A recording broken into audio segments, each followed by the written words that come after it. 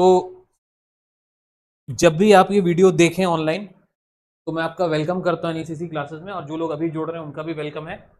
हम प्रीएम्बल का टॉपिक पढ़ रहे थे और हमारी कोशिश रहेगी कि आज हम अपना टॉपिक कंप्लीट कर दें। तो जो लोग मुझसे जुड़े हुए हैं कंटिन्यू, वो अपना जहाँ से हमने पढ़ा था कि आगे आज हम कंटिन्यू कर रहे हैं।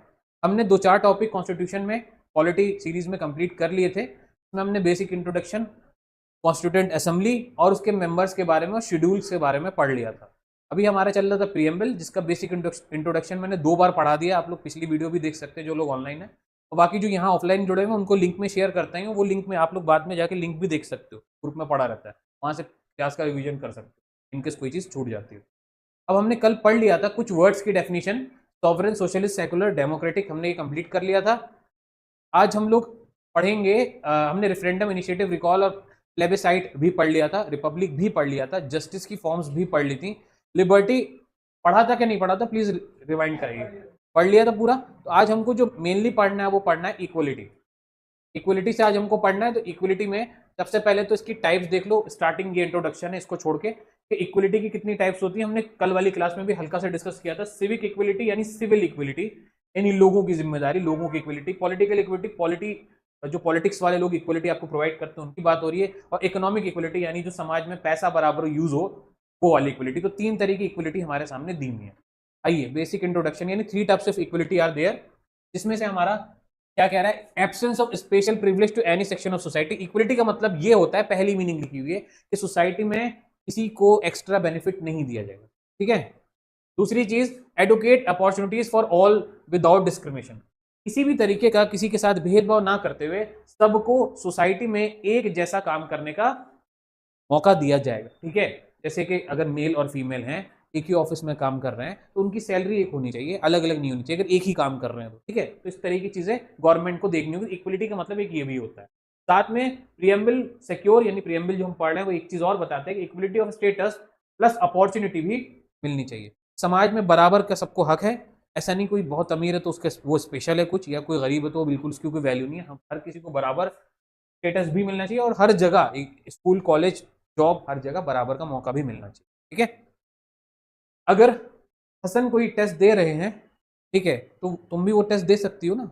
अगर सेम एज की हो और सेम एलिजिबल हो, सेम चीज पढ़ रही हो, तो दे सकते हो ना। ऐसा तो नहीं कि तुम वो दे नहीं दे सकती और ये दे सकते, ऐसा नहीं है ना। तो ये कैसे पॉसिबल है, आपको ये किसने हक दिया है, ये इक्वलिटी के थ्रू आपको पॉसिबल हुआ है। अगर ये चीज नहीं होती तो आप ये चीज नहीं एंजॉय कर पा रहे होता। ठीक है। तो इक्वलिटी में सिविल इक्वलिटी क्या होती है, तो सिविल इक्वलिटी का एग्जांपल है आर्टिकल 14 जो हम पढ़ेंगे बाद में, जिसका मतलब होता है इक्वलिटी बिफोर लॉ। लॉ की नजर में सब बराबर हैं, यानी कानून सबके लिए एक जैसा है।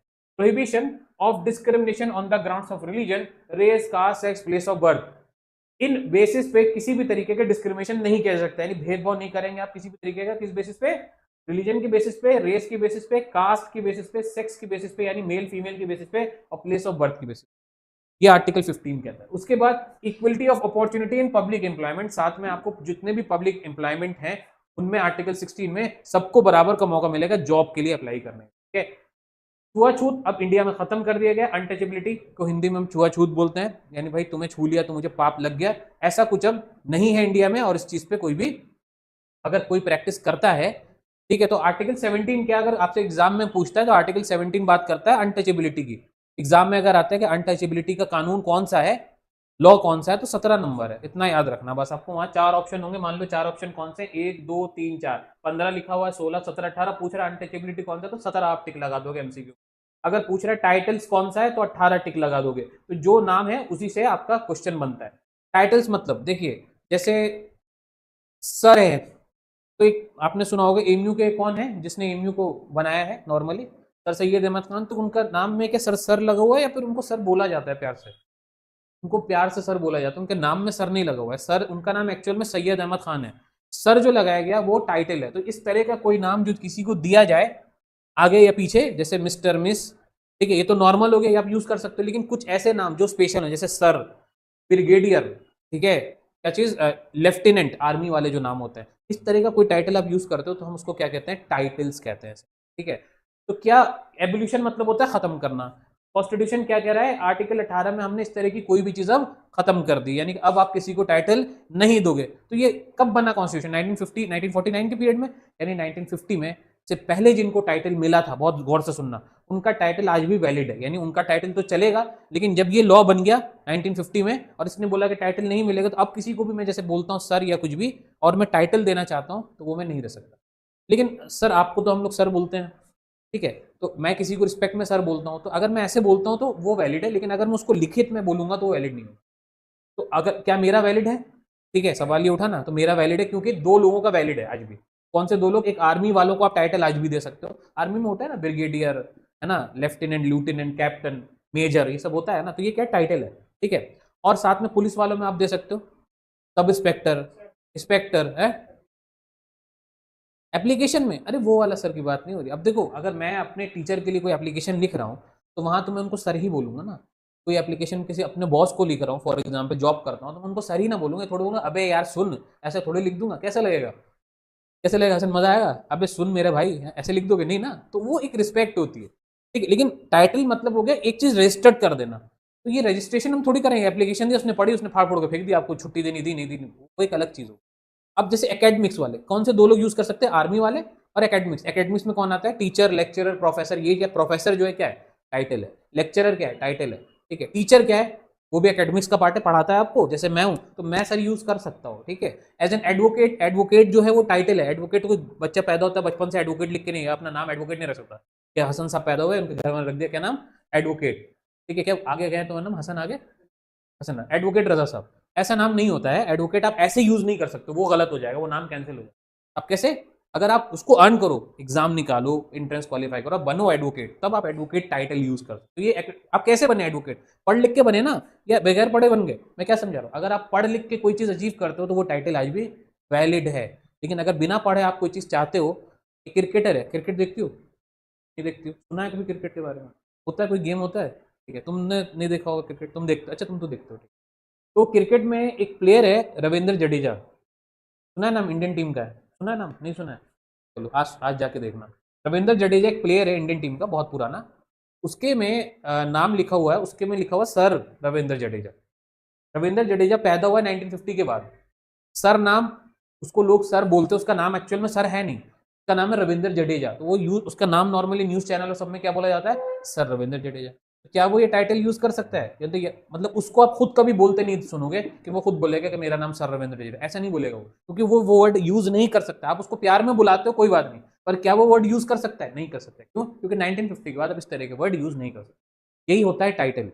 अब वो क्रिकेट खेल के आगे बढ़ा ना, एकेडमिक्स का बंदा तो है नहीं, पढ़ाई लिख कर करके तो नहीं उसने क्रिकेट, मतलब कोई ऐसा एग्जाम तो नहीं होता कि एग्जाम निकालो और क्रिकेट में आपका सिलेक्शन हो जाएगा, ऐसा तो नहीं होता ना। तो एकेडमिक्स का अगर वो बंदा होता तो सर यूज कर सकता था, पर क्रिकेट विकेट या स्पोर्ट्स का बंदा है तो नहीं यूज कर सकता, ठीक है। आप क्लियर हो गया? ये सारी सिविल इक्वलिटी है। अब आओ पॉलिटिकल इक्वलिटी, 325 में दी हुई है। 325 बेसिकली क्या होता है? इलेक्शन। इलेक्टोरल मतलब होता है क्या? इलेक्शन, यहां लिख लो इलेक्शन, ठीक है। हाँ हाँ चलो, नहीं रहेगा। इंडिया में वैलिड ही नहीं है, तो कहीं से भी आप टाइटल उठा के ले आओ, इंडिया में वैलिड नहीं है। आ, नहीं वैलिड नहीं, टाइटल छोड़ना पड़ेगा, ठीक है। No one is ineligible for inclusion in the electoral rolls on the grounds of religion. देखो क्या कह रहा है, पॉलिटिकल इक्विटी मतलब हो गया इलेक्शन में सबको हक है वोट देने का। इलेक्शन में सबको हक है वोट देने का।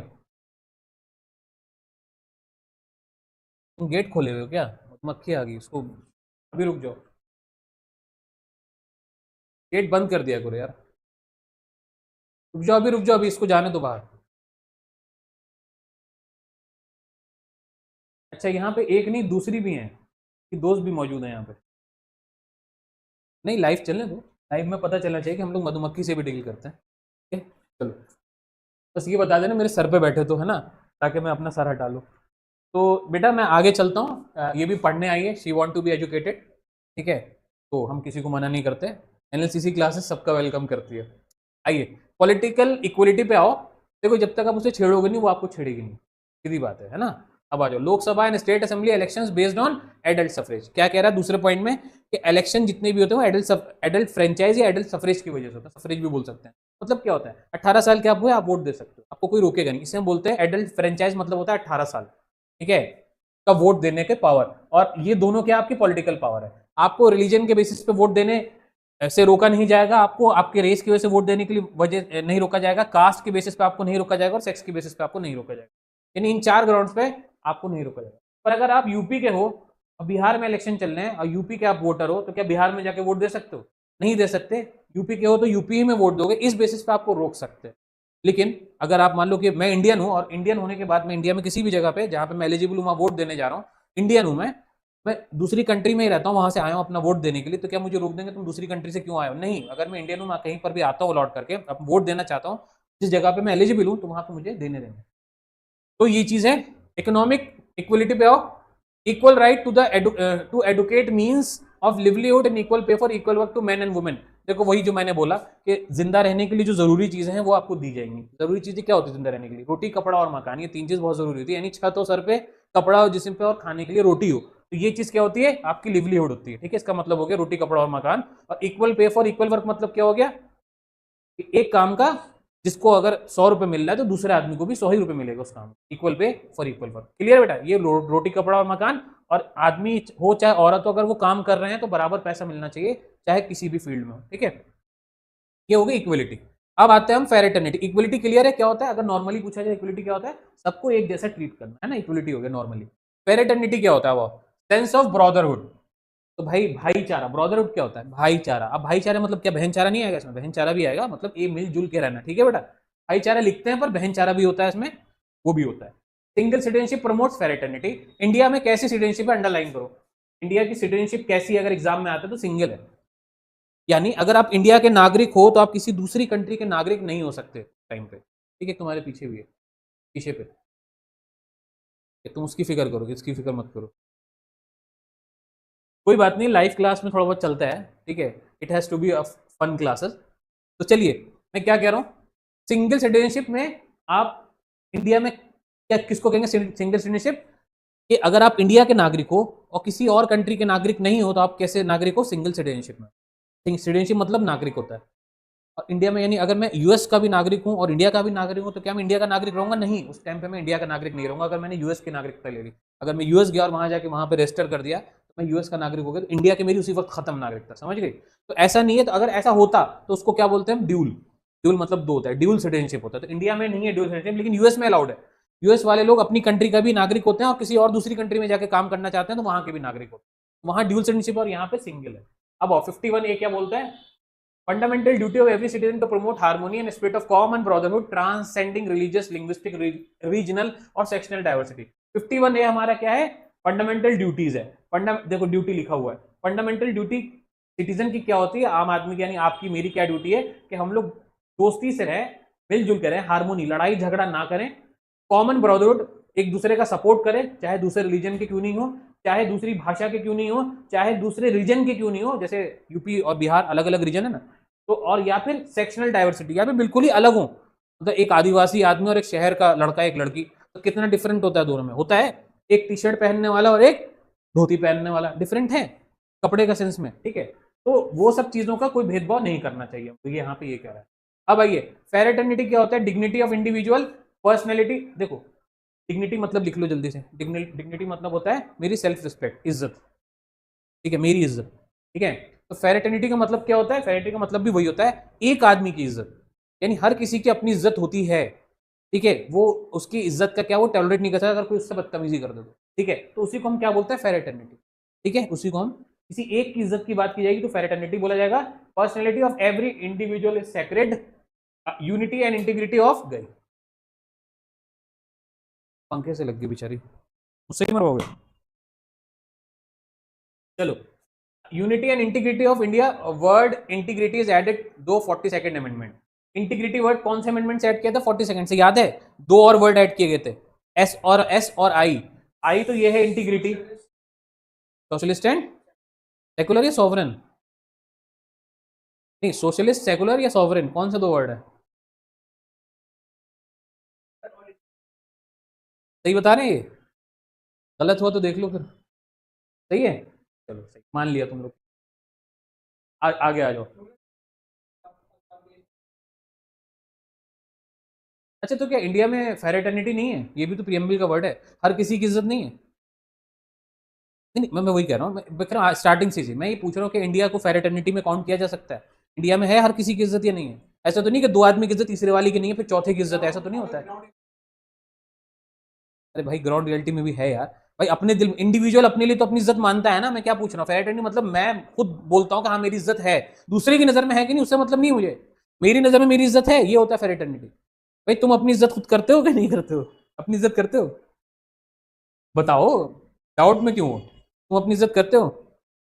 देखो बोल ही नहीं रहे हसन, अपनी इज्जत आप करते हो? कह नहीं सकते? अरे बड़ा खतरनाक हो। ठीक है बेटा, आप अपनी इज्जत करते हो? करती है देखो। क्यों, ऐसा क्या करते हो भाई तो तुम अपनी इज्जत नहीं करनी चाहिए? इज्जत मैं तुम्हारी बहुत इज्जत करता हूँ, कैसी बात कर रहे हो? हाँ, तुम यार मेरी मेरी क्लास का टॉपर हो तुम। अभी सभी टेस्ट में मैं तुम्हारी इज्जत नहीं करूंगा? तुम रिजल्ट दोगे मुझे अभी, हैं? इज्जत नहीं करूंगा मैं तुम्हारी? बताओ। नहीं, अपनी इज्जत जब तक आप खुद नहीं करोगे तो दूसरे से एक्सपेक्ट मत करो वो आपकी करेगा, हमेशा याद रखना। ठीक है? खुद की मतलब क्या भाई, खुद की ऐसे करोगे आप बेटा कि कोई आपको कुछ बोल रहा है तो आपको बुरा लगता है कि कैसे बोला? खुद की इज्जत करवाई नहीं जाती। खुद की इज्जत जब पता लगती है जब आपको कोई दूसरा कुछ बोल रहा हो तो आप उसको फौरन काउंटर करते हो कि तुमने ऐसा क्यों बोला मुझे। लड़कियां कैसे बोलती हैं, तेरी मजाल कैसे हुई ऐसे बोलने की मेरे को, है? होता है। नहीं, वही चीज मैं कह रहा हूँ, डिफरेंट कैसे? वही तो इज्जत होगी बेटा। अगर आपको अपने लिए इज्जत नहीं है तो कोई कुछ भी बोले सुनते रहो, फिर क्या है? फिर आपको गाली दे तो हाँ सर बहुत थैंक यू वेरी मच, नीचे झुक जाओ पूरा। ठीक है, हाँ आप बिल्कुल सही करो, हाँ मैं हूँ पागल, हाँ मैं हूँ गजनी, तो कुछ भी जो बोल रहा है वो। ठीक है, तो वही होता है इज्जत भाई, जहां पे आप डिफेंड करो खुद को कि यार कैसे बोल दिया तुमने मुझे, क्या समझ रखा है, वो हो गई ना आपकी खुद की इज्जत। है कि नहीं, है कि नहीं इज्जत? क्या आपको कोई भी कुछ बोल के निकल जाता है? सुन लेते हो? मोस्टली सुन लेते हो? आगे बढ़ जा, आगे बढ़ जा ना, मतलब इग्नोर मार देते हो ना। चलो, इग्नोर मत मारो करो। सुनना पसंद नहीं, क्या बोला? बस, इज्जत आ गई ना यार। बस हो गया हो गया हो गया, ठीक है, बस हो गया, यही है, यही इज्जत होती है, इसी को हम फेरेटर्निटी। ठीक है, अब आ जाओ। Dignity of individual is insured. जो डिग्निटी है यानी जो अपनी इज्जत है, वो कैसे हम प्रोटेक्ट करते हैं? कॉन्स्टिट्यूशन में, जैसे कॉन्स्टिट्यूशन में कैसे, कानून में कैसे जाओगे आप? किसी ने आपके खिलाफ कुछ कर दिया, जैसे कि आपको वोट नहीं देने दिया, तो वोट नहीं देने दिया तो आप कहाँ जाओगे? फंडामेंटल राइट्स में उसके ऊपर केस करोगे। वोट देना मेरे हक है, अब मेरी इज्जत पे बात आ गई, तुमने मुझे वोट क्यों नहीं देने दिया?